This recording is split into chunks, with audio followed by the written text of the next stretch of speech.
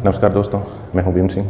आज नई एक्सरसाइज सांख्यिकी, इसके बेसिक्स हैं, वो इंपॉर्टेंट पॉइंट्स हैं, वो अपन पढ़ेंगे और उसके बाद में एक दो क्वेश्चन करेंगे। जितने क्वेश्चन इससे बन सकते हैं, 2-3 हैं, बारंबारता सारणी वगैरह से 2-3 क्वेश्चन कर लेंगे। अपना बेसिक पूरा का पूरा यहीं से कवर हो जाएगा और क्वेश्चन भी कवर हो जाएगा और बहुत इंपॉर्टेंट पॉइंट्स है। आगे इसका यूज 10th क्लास में भी बहुत हैं और 9th में भी बहुत ज़्यादा है।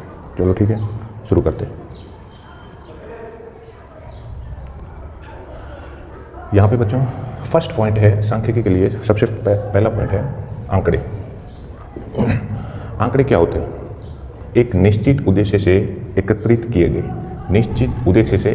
गए तथ्यों या अंकों को जो संख्यात्मक या अन्य रूप में होते हैं, आंकड़े कहलाते हैं। मतलब कहने का मतलब ये है कि जैसे मान लो कोई एक क्लास है, उसके अंदर क्लास टीचर हैं, वो बोल दें कि जितने क्लास के अंदर बच्चे हैं उनमें से इतने नंबर से 5 नंबर से ऊपर वाले कितने हैं, 10 में से 7 नंबर से ऊपर वाले कितने हैं, 5 या 7 के बीच वाले कितने हैं।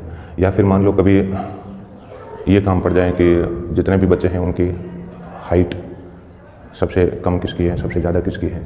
तो यहाँ पे एक निश्चित उद्देश्य से आंकड़े एकत्रित किए गए तथ्यों या अंकों को डेटा कलेक्ट कर रहे हो तो उसका कुछ उद्देश्य होना चाहिए। जैसे मान लो एक बगीचा है, बाग का बगीचा है, उसके अंदर मान लो बोल दें कि चलो नींबू के कितने पौधे हैं और कौन से पौधे छोटे हैं, कौन से बड़े हैं, वो हमें बताओ।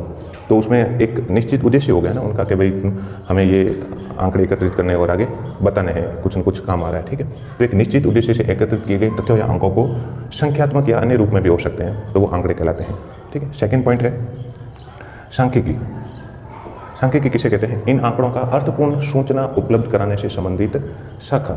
ये जो आंकड़े एकत्रित किए हैं, इन आंकड़ों को, और आंकड़े भी एक निश्चित उद्देश्य कि कोई आंकड़े एकत्रित करने का कोई ना कोई एक उद्देश्य होना चाहिए, यानी कि ये जो आंकड़े हैं इनका जो सूचनाएं हैं अर्थपूर्ण सूचनाएं होनी चाहिए। अर्थपूर्ण सूचनाएं उपलब्ध कराने से संबंधित शाखा है। फिर इनका क्या करोगे? ये जो आंकड़े हैं इनका संग्रह करना पड़ेगा, उनको एकत्रित करना पड़ेगा और उसके बाद में एकत्रित करने के बाद में क्या करना पड़ेगा? उनको प्रस्तुत करना पड़ेगा। यानी कि आप जो आंकड़े हैं उनको किस ढंग से आगे ले जाके प्रस्तुत कर रहे हो। जैसे मान लो मैं यहीं से एक एग्जांपल ले लेता हूँ, बिल्कुल सिंपल है, छोटा है।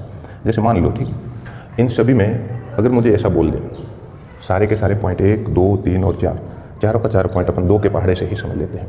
क्या कहना चाहते हैं? कहना ये चाहता है कि चलो मुझे ऐसा बोल दिया कि 2 का पहाड़ा लिखो। ठीक है, मैंने 2 का पहाड़ा लिख दिया और उसके अंदर कौन कौन से अंक आए? 2, 4, 8, 10, 6। ठीक है, तो ये 2 का पहाड़ा। अब सबसे पहला बात है ये कि आंकड़े, मुझे ये बोला है कि भाई 2 का पहाड़ा जो है वो ज्ञात करके लो। तो सबसे पहले मैंने आंकड़े उठाए, इनका एक उद्देश्य था क्योंकि मुझे 2 का पहाड़ा लिखना था, तो एक निश्चित उद्देश्य से मैंने एकत्रित किए। उसके बाद में इनको मैंने क्या किया? अर्थपूर्ण सूचना उपलब्ध करना से संबंधित शाखा। अब ये जो है इसका कोई ना कोई अर्थ तो होता है, 2, 4, 6, 8, 10। ठीक है, उसके बाद इनका संग्रह किया, एकत्रित कर लिया और फिर इनको मैंने क्या किया? प्रस्तुत किया। अब मैं इनको प्रस्तुत कैसे करूँगा? तो इसको प्रस्तुत करने के तरीके होते हैं, या तो अवर्गीकृत और वर्गीकृत बारंबारता बंटन सारणी बना के करो, या फिर मैं ऐसे इसको ऐसे लिख देता हूँ, आरोही अवरोही क्रम में 2, 4, 6, 8 और 10।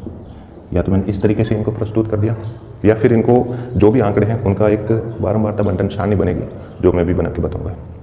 तो सबसे पहले ये कंप्लीट। सेकंड पॉइंट है, अब इसके अंदर क्वेश्चन जो बनेंगे वो बनेंगे कि भाई इन जो आंकड़े एकत्रित किए हैं उन आंकड़ों से माध्य ज्ञात करो, माध्य ज्ञात करो और बहुलक ज्ञात करो। चलो, माध्य का मतलब है, सीधी सी बात है कि उसका औसत ज्ञात करना होता है, और औसत ज्ञात करने का जो सूत्र होता है वो अपन छोटी क्लासों में पढ़ रखा है, राशियों का योग बटे राशियों की संख्या। अब ये जो राशियाँ कुछ भी हो सकते हैं, अंक भी हो सकते हैं, तो उनका योग बटे उनकी संख्या, वो क्या आ जाएगा? माध्य आ जाएगा। ठीक है, माध्य को x बार से बताते हैं। तो जो माध्य है उसका फॉर्मूला है राशियों का योग बटे राशियों की संख्या, यानी कि जो औसत होता है, एवरेज होता है, उसी को माध्य बोलते हैं। ठीक है, अब आते हैं बात माध्यक। माध्यक का मतलब आप इस तरीके से समझो, इसको माध्यक बोल सकते हैं, या फिर ऐसा भी आ सकता है कि माध्यिका, दोनों शब्द आ सकते हैं। माध्यिका आ सकता है, माध्यिका आ सकती है। ठीक है, दोनों का मतलब एक ही होता है। ये शब्द तो अपन ने क्या किया है, ट्राइंगल वाले, त्रिभुज वाले में बहुत पढ़ा है। कैसे पढ़ा है? देखो, कोई भी त्रिभुज है, अगर उसके शीर्ष से माध्यिका खींच लो, क्या खींचो? माध्यिका, तो वो हमेशा क्या करेगी? जो सामने वाली भुजा है उसको 2 बराबर भागों में बांट देगी। यहाँ से यहाँ तक की दूरी और यहाँ से यहाँ तक की दूरी बराबर है। कुल मिलाकर ये कह रहा है कि माध्यिका का जो काम है वो क्या काम है? बिल्कुल 2 भागों में, बराबर 2 भागों में बांटना। अब यहाँ पर तो क्या है? आंकड़े हैं, तो आंकड़ों को कैसे 2 बराबर भागों में बांटोगे? देखो, जैसे मान लेता हूँ कि मेरे पास कुछ आंकड़े हैं, 1, 2, 3, 4, 5 और 6 आरोही क्रम में लिखे हुए हैं, तो कोई दिक्कत है नहीं। अब इसका माध्यिका का मतलब है सबसे मध्य वाला बिंदु, सबसे मध्य में कौन है? तो देखो सबसे मध्य में है 4। देखो कुल संख्या जो आ रही है वो विषम आ रही है ना, 1, 2, 3, 4, 5, 6, 7, तब तो सीधा जो मध्य में है वही माध्यक हो जाएगा। अब अगर मान लो ये सम संख्या आ जाए, जैसे मान लो ये संख्या आ जाए, 1 माध्यिका हो जाएगी। अब अगर मान लो आंकड़े ये हैं 1, 2, 3, 4, 5 और 6, अब देखो इसके बीच में कितने अंक आ रहे हैं? 2 आ रहे हैं। 2 अंक बीच में आए तो बताओ माध्यिका कौन है, 3 या 4? 3 कहेगा मैं हूँ, नहीं 4 कहेगा मैं हूँ। तो आप दोनों को राजी कर दो, यानी कि दोनों का औसत निकाल दो, 3 + 4/2, ये क्या हो जाएगा? इसकी माध्यिका हो जाएगी। ठीक है, अब आती है बात बहुलक। जैसे मान लो यही उदाहरण है, वापस ले लो, 1, 2, 5, 5, 5, 6, 7। सिंपल सी बात है, बहुलक मतलब सबसे अधिक बार कौन आ रहा है इसके अंदर। देखो ये सारे जो है 3, 4 ये एक बार आ रहा है, लेकिन 5 है वो कितनी बार आ रहा है? 3 बार आ रहा है। तो यहाँ पर बहुलक कौन हो जाएगा? 5 हो जाएगा। उसके बाद आती है कि इनका परिसर क्या है, रेंज क्या है, कहाँ से कहाँ तक है। ठीक है, तो परिसर ज्ञात करने के लिए क्या करना पड़ता है? वही उदाहरण में 1, 2 ये कुछ आंकड़े हैं जो एकत्रित कर रखे हैं। ठीक है, अब बताओ इसका परिसर ज्ञात करने के लिए सबसे बड़ा अंक होता है और सबसे छोटा अंक होता है। उसको देखो, सबसे बड़े में से सबसे छोटे को घटा दो, जो भी आएगा वो क्या हो जाएगा? परिसर हो जाएगा। ठीक है, तो इस तरीके से अपने ये पॉइंट इम्पोर्टेंट है, माध्यक, बहुलक व परिसर। आगे अपन इसका क्वेश्चन करते हैं। एक टीम ने फुटबॉल के 10 मैचों में, 10 मैच है टोटल, 1, 2, 3, 4, 5, 6, 7, 8, 9, 10, 10 मैच के अंदर कुछ गोल किए। माध्यिका ज्ञात करना है, माध्यिका ज्ञात करनी है और बहुलक ज्ञात करना है। चलो इसका आंसर करते हैं फटाफट।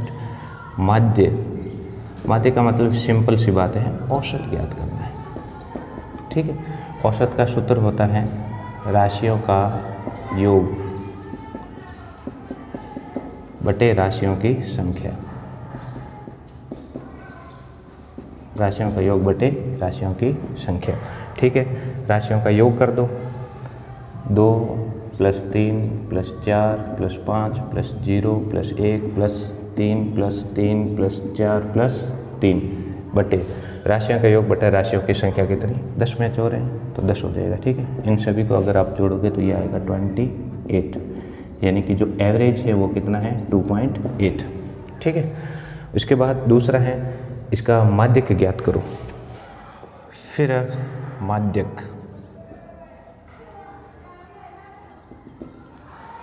माध्य कैसे ज्ञात करते हैं? तो सबसे पहला काम होता है माध्य ज्ञात करने के लिए, जो भी आंकड़े हैं इनको या तो आरोही क्रम में लिखो या अवरोही क्रम में लिखो।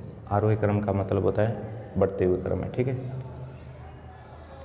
तो सबसे पहला काम है ये कर दो कि इनको अपन आरोही क्रम में लिख देते हैं। ठीक है, आरोही क्रम का मतलब बढ़ते हुए, तो सबसे पहले सबसे छोटा 0, 1, उसके बाद में 2, उसके बाद में देखो 3 कितनी बार है?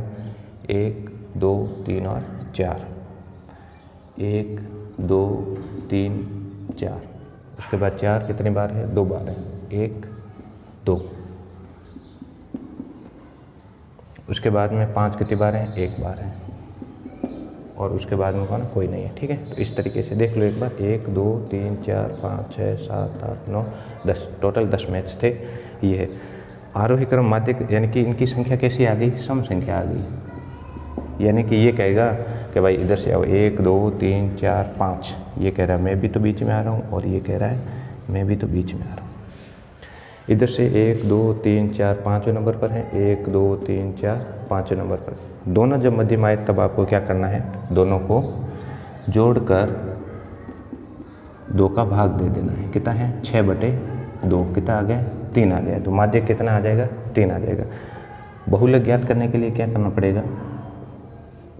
नाम से पता चल रहा है, बहुलक यानी कि बहुत ज़्यादा, यानी कि सबसे अधिकतम कितने मैचों के अंदर गोल हुए, अधिकतम सबसे अधिकतम बारंबारता कितनी आ रही है। ठीक है, बार सबसे ज़्यादा बार कौन आ रहा है? 3 आ रहा है। कितनी बार आ रहा है? टोटल 4 बार आ रहा है, 1, 2, 3, 4। तो इसकी बहुलक कितना हो जाएगा? 4।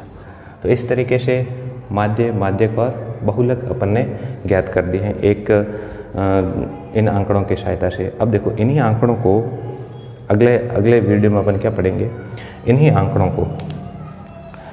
आंकड़ों को अगर बारंबारता बंटन सारणी बना के करना पड़े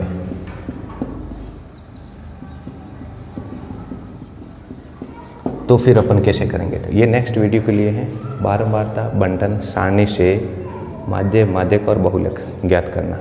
हालांकि माध्यक और बहुलक क्लास 10th के अंदर है, माध्य ज्ञात करना सीखेंगे बारंबारता बंटन सारणी से ज्ञात करना। ठीक है, तो तब तक के लिए थैंक यू।